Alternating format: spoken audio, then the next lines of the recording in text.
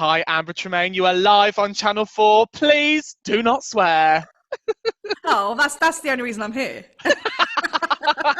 I mean, do you know what? I haven't even asked if we're allowed to swear, but I've just thought, no, it's good practice not to drop an I F-bomb think every now and I then. think it's good practice for when you take over on Channel 4. Yeah, exactly. When I am running new Big Brother on Channel 4, as well as Top of the Pops, Stars in Your Eyes, and my own talk show. Exactly. Yeah, you're gonna be busy. You're gonna be busy. I'm going to be busy. Anyway, Amber Tremain, how are you? I'm okay. I am surviving. Yeah. I am here. I'm present, and I'm not drunk. That's good. That's good because we were talking before about Great. about your what was it? You've got like almost like a process of the weeks as they've gone. You've kind of labelled them, I haven't have you? my weekly analysis has gone like this. It's slightly foggy this week because I'm in between, but my weekly analysis is like this. Week one was like the British camaraderie week where everybody went, it's okay, we can do this. Let's do some gym in the front room with Joe Wicks, and let's bake bread, and let's homeschool. And then week two, most people were just drunk and is still in their pajamas and not really understanding what the day was, and also definitely not doing PE anymore. And Yeah. then week three came around, and I think that slapped everyone in the face. That was like reality week. It was like looking at things like loss of earnings. Also, at the time, the PM was in hospital. You know, the death tolls were being announced. So I think it was a really dark time in week three.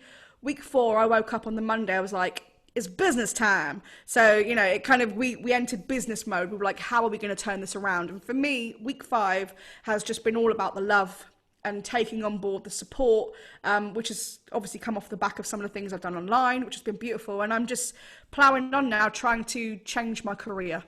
Nice. And that's Yeah. exactly kind of what's been going well is some of the stuff that you've done online. So everything you do is pretty well attended, quite successful anyway. But this some stuff has reached a really good like group of people.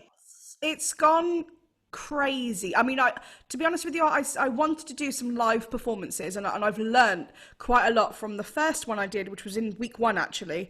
And it was when we didn't quite know any of the kind of rules and the structure, and we didn't know how this was going to go. But week one, I was supposed to do a really great event called for So Far Sounds, and it was about my original music, and it was really nice. And so instead, I decided to pluck up the courage and do one in my kitchen, showing all my original stuff, playing the piano. And actually, it was really, really well received when I sent out the invitations for it. But actually, what happened was the sound was terrible. I hadn't learnt at that point how to manage the audio, what the restrictions were with things like compression, and you know, when you're kind of streaming through your laptop in comparison to your phone. I just knew none of those things. So actually, that first one was a massive like learning curve for me. Mm. And then what I did is I put on a bank holiday bangers gig. It was literally, let's have a bit of fun. It's bank holiday. I knew I could get away with it noise wise because we had an extra day to recover. And the online love, the views, the sharing, you know, people donating to my little tip jar that I had out, it just blew my mind. And then it kicked off because people went, same time next week. And I was like, oh, okay, let's do this again. So the Yeah. following week, I changed it up, and then I've managed to keep it going to the public at the same kind of time. Sundays seem to be very, very good for me. And I did one this Sunday just gone, and it just went absolutely crazy. I did a rooftop gig right here for my neighbours, Yes, because anyone passing by. you've got the ultimate stage. It's like it's like a garden, but it's on a roof. And It's it yeah. hits the sun perfectly. It just Um it's a massive sun trap. It was yeah. the perfect weather. It's a flat surface. It's a big rooftop terrace. It's going to be great when we've finished it. We've only all we've done is painted the walls and, you know, redone the railings. We haven't actually focused on it yet. But I'm a really confident performer, but I was so nervous about doing that. I've not met any of my neighbours yet, and I was just like, I wanted to do it because a lot of my friends were like, dude, you need to get up on the roof and sing. Yeah. And I was like, Yeah. okay, maybe. But I did post notes to all of my neighbours, like 30 houses around me. We delivered like an invitation to sit out in your garden or bring a chair out the front, that kind of thing. And I also invited people to tell me if this was something they didn't want, or if they wouldn't appreciate it. But the feedback that I got almost instantly that people had read it, where they were messaging me online, introducing themselves, saying, this is the best thing that's happened here. We're really excited, got the barbecue on the go. Hi, my name's so-and-so from number 4. And it was just, I just felt so overwhelmed with support and love for it that it just fueled me. I was like, let's do this. But I still got up there and was like, oh God, this is, everybody knows me. When they come to my gigs, they've seen me sing, but when you're completely doing something new for the first time in front of people that you have to live with, it's like different kettle of fish, isn't it? I could really annoy some people here, but it just, I think it's at like nearly 8,000 views online, and when I finished, it had over 120 shares, and I just had this, I was bombarded with amazing messages and friend requests and thank yous.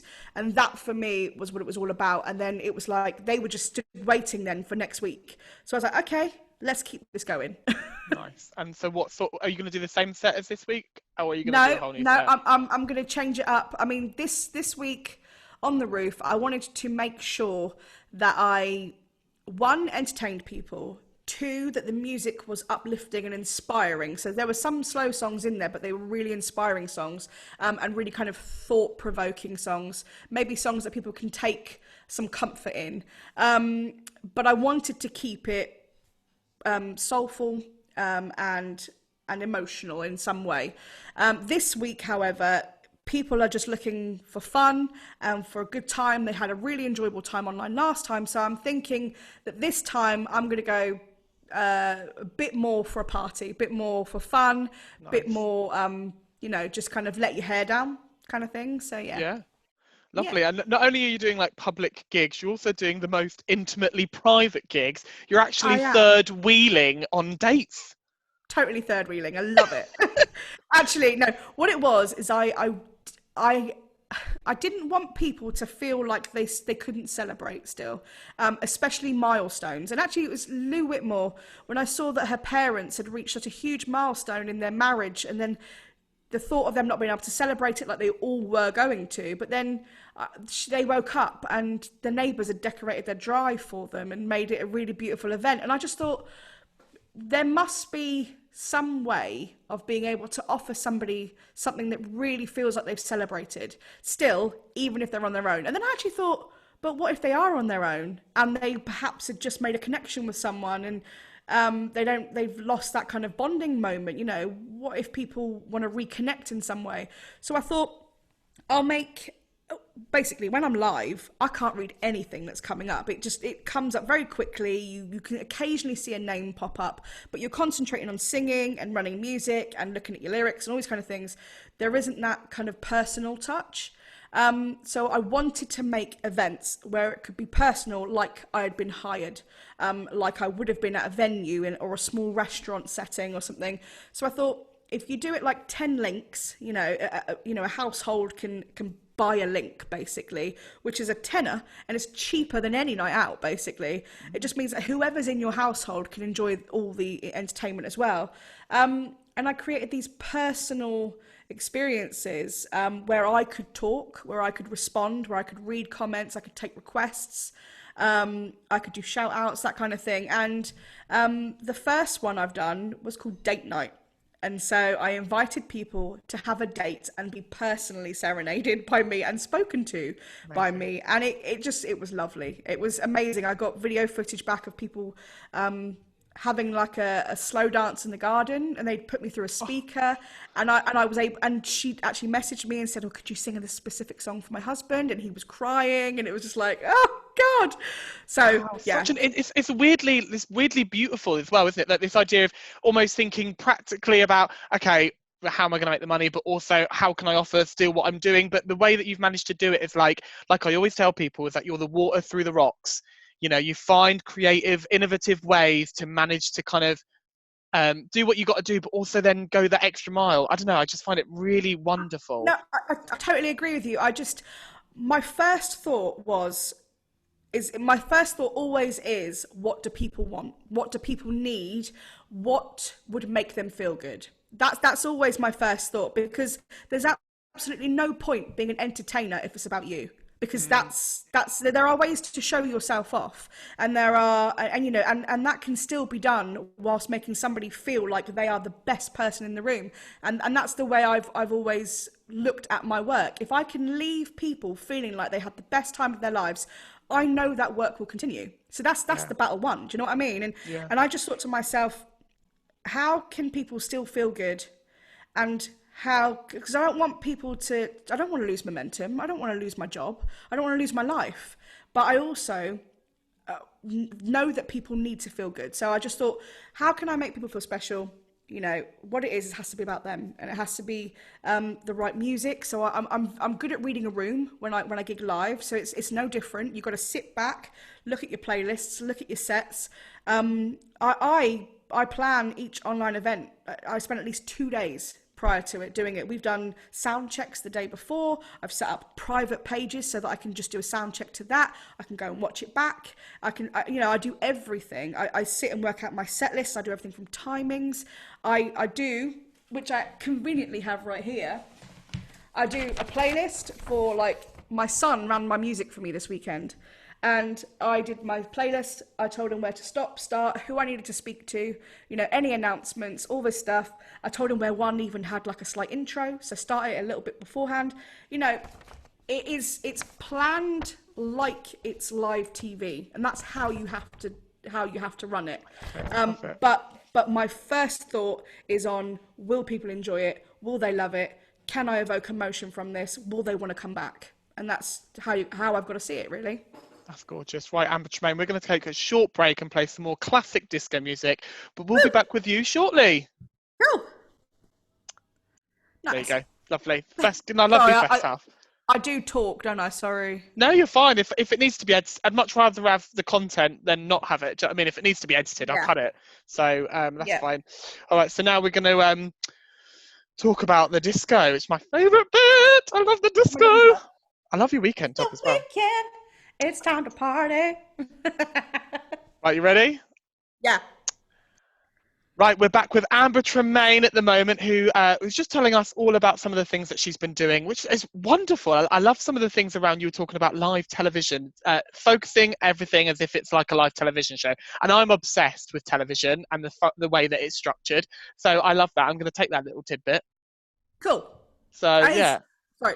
Can I just pause you for a second, because my husband's just started banging something. Hold on. That's fine. Babe, I'm just gonna shut this. I'm just doing a filming thing. It's alright.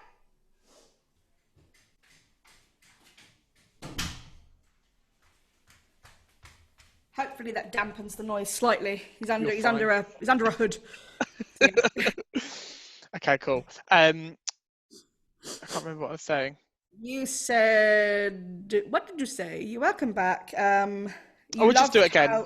Live TV. That was it. We'll do it again. How am I going to start again? Welcome back to Downtown Disco with me, the fabulous Josh, currently in the middle of interviewing Express FM Ledge and Soul Sister, Amber Tremain. Hi, Amber Tremain. That was a good intro. Thanks very much. And we were just talking before the break about how you structure your Facebook and all of your kind of home lives, events, like it's a TV show, like a live TV show. And everyone knows how much I love live television and how I love that structure of live television. That's great. The thing is we're live performers. We interact with our audiences. I'm not a YouTuber. I'm not somebody who has a channel on the go. I'm not somebody who even has experience of that kind of thing.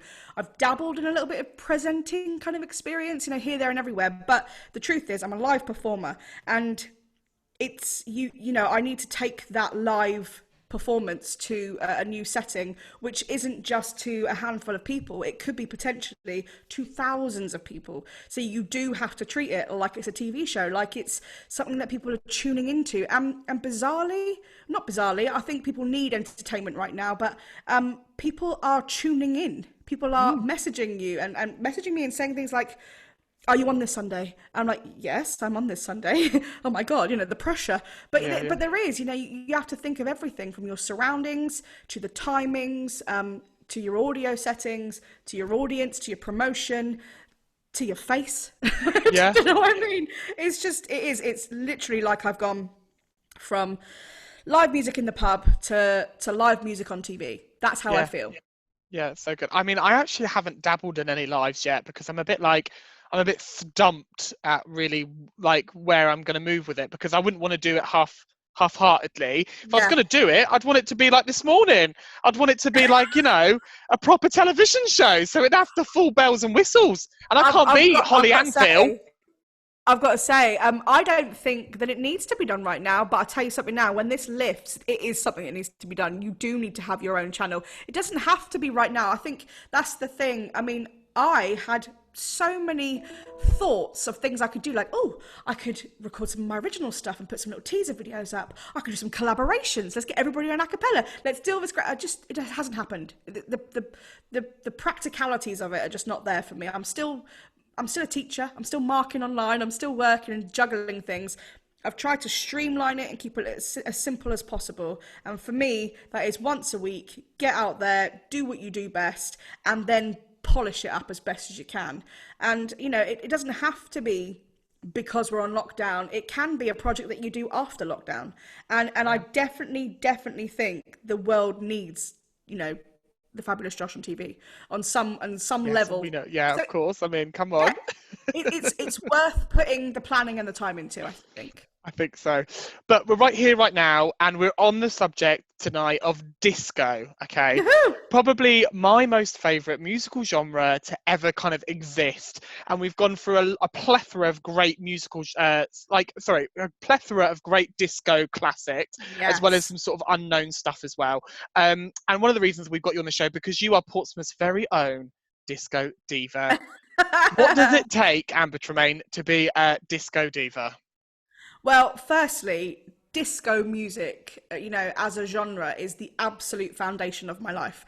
It really, really is. I remember two songs that I can still remember being like 4 or 5 years old and just being like obsessed with. And one of them was Frankie by Sister Sledge, which was Frankie. Do you? So Sister Sledge in my ears, and the other one was Fame, Irene Cara. And it literally, I remember there's a picture of me with headphones on, eyes closed, very, very young, like baby young, listening to Fame. And so for me, music that moves me in some way, which could be musically, it could be lyrically, or it could be just in tempo, has been a really, really important thing to me. And it's, my love of disco got me into my first band, and that was a band called Mr. Big Stuff, and that was all funk and soul classics.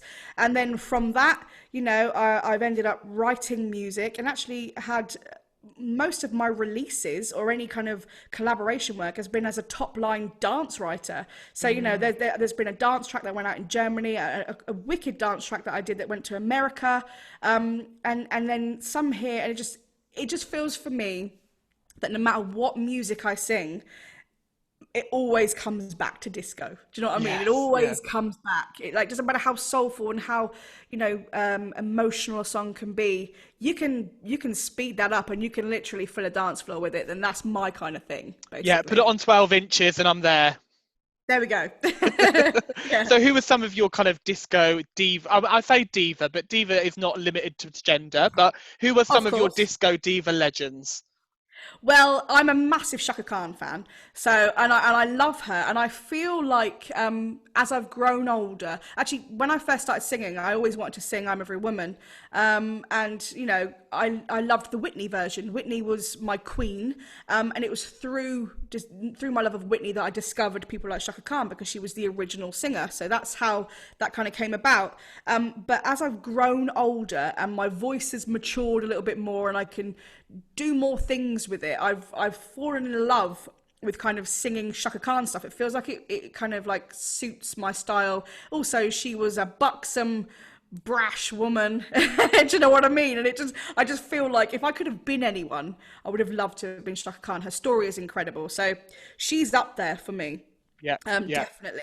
But I did make a little list of disco songs that play a big part in my life, especially vocally and just, shaping where I've kind of grown. And talking about gender, Sylvester, You Make Me Feel Mighty Real You've was, just had Sylvester. Yeah, yeah, yeah, yeah.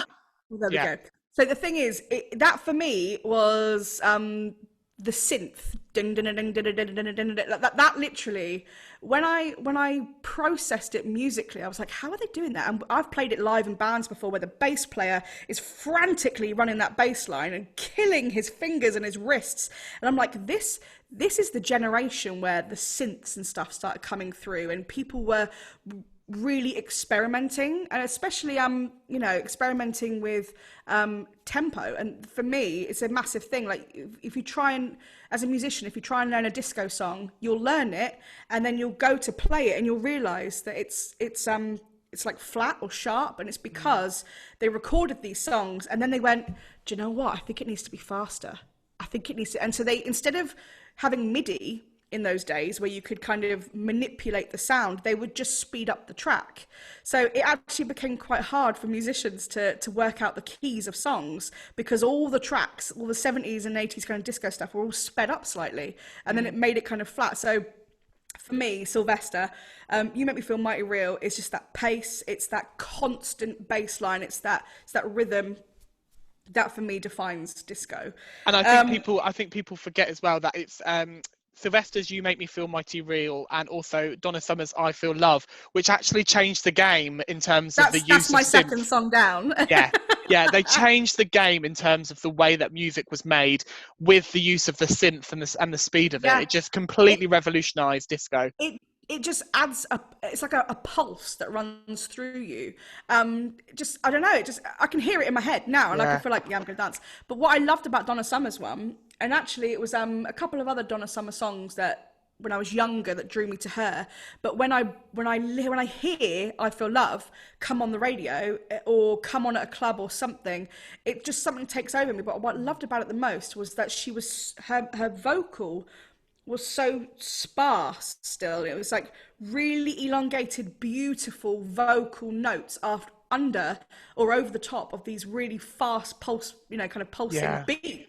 Yeah. And it was just like, it was euphoric. And the way that she uses that, the way that her voice in some parts of that song, or actually the whole of that song, is used as the instrument. It's not her she is the instrument that contributes to that overall sound. It's just absolutely. And that is. Sorry, carry on. No, sorry, no, you go. Go on. I was going to say, because where I run the choir, we do lots of songs that aren't choir songs, but I always try and break down the vocal parts so that they become the instruments, they become the strings, they become the trumpets, they become everything. And for me, that's one of those songs where her tone and the way she moves her voice and the long notes, it's just it's euphoric. It's beautiful. I must admit, like listening to disco again and doing the research for this show, I've realised the reason why I loved going out clubbing. It wasn't to get drunk, it wasn't to do anything other than listen to music. So I'm really excited actually. So it's given me a real idea to recreate some club nights again, and to sort of further my passion around playing some good old classic amazing disco, and the way that disco is campy but also cool.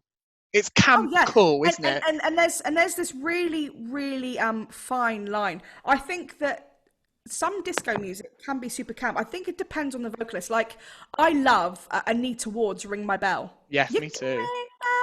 What I love about it the most is actually when you break down the lyrics, some of these lyrics are shocking, but the tone of her voice and the coolness of it and the sassiness of it, it was like, dun, dun, dun, dun. She's not pushing it. She's just like, she's just like, babe, if you want it, And I love that. But that song, the boo, boo. Yes, so all gorgeous. It just, as soon as you hear it, you just go, yes! Where's my handbag and where is the floor? Yeah, exactly. That is my favourite image, is handbags dancing around your handbags is like my ultimate moment. That will never die. It will never die. I hope not. And I think that's what I'm going to call the new club night, Dance Around Your Handbag. I feel like it needs to be called that. Oh, Amber Tremain. Well, we could go. Handbags till dawn. Handbags till dawn. I'll take that. Copyright owned. I love it. I love it. Right, Amber Tremain. I mean, we could talk about disco for absolutely hours, and I absolutely love it. So thank you very much for joining us on the show. And where can people find you if they want to look out for you? They can find me at Amber Tremain on Facebook. AMBA is the most important thing because my spelling is quite strange. Amber Tremain official on Facebook. I've also just got my normal pages. It's the same on YouTube, same on Instagram. I also have a new single which you can buy on Spotify if you just Amber Tremain it. Gorgeous. Gorgeous. But yeah, I'm the same across everything. Fab. Okay, brilliant. We'll check it out because you've got some great stuff there. And I can't let you go without requesting a classic disco song. So what would you like to hear? I think off my little list, I'm going to go with Lip Sync Funky Town. Oh, lovely. I love that song. All right, Ram Tremain, this one's for you. Thank you so much. And I'm definitely, you're actually going to come on the show properly as a guest, and we're going to sit down for the hour and a half and thrash through all of this stuff and have your very own Desert Island Discs. And I cannot wait. Up for it. Beautiful. Thanks, Ram Tremain. See you on the other side. Bye. Bye.